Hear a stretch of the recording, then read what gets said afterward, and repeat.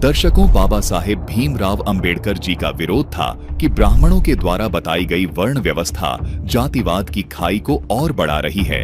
बाबा साहब जी का कहना था कि जिस प्रकार ब्राह्मण कहते हैं कि ब्रह्मा के मुख से ब्राह्मण उत्पन्न हुए, भुजाओं से क्षत्रिय, जांघ से वैश्य तथा पैरों से शूद्र उत्पन्न हुए हैं।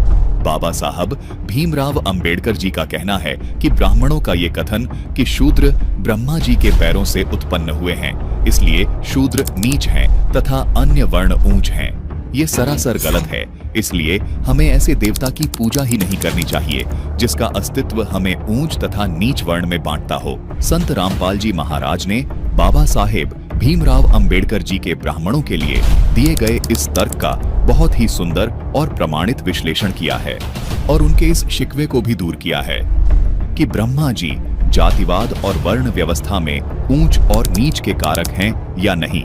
दर्शकों, संत रामपाल जी महाराज जी का कहना है कि वर्ण व्यवस्था में ऊंच नीच के कारक ब्रह्मा जी नहीं हैं। इस व्यवस्था का सारा दोष हमारे अज्ञानी धर्म गुरुओं को जाता है, जिन्होंने अपने शास्त्रों को ठीक से नहीं समझा। संत रामपाल जी महाराज का कहना है कि जिन ब्रह्मा जी को आप जीवों के उत्पत्तिकर्ता और वर्ण व्यवस्था में ऊंच नीच का कारक मान रहे हो, उन ब्रह्मा जी को तो स्वयं ये पता नहीं कि मेरी उत्पत्ति कैसे हुई है। दर्शकों, सच्चाई तो ये है कि हमारे अज्ञानी धर्म गुरुओं ने शास्त्रों को ठीक से नहीं समझा, इसलिए ना तो इनको सृष्टि की उत्पत्ति का ज्ञान है और न ही इनको सृष्टि के बनाने वाले का ज्ञान है। इसी कारण से जो भी ज्ञान इन अज्ञानी धर्म गुरुओं से भक्त समाज को प्राप्त हुआ है, वो आपको आपकी शंकाओं को दूर करने की बजाय आपको और उलझा रहा है।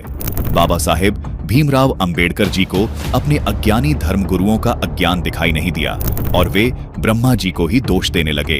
वीडियो को पूरा देखने के लिए फैक्टफुल डिबेट्स यूट्यूब चैनल पर विजिट करें।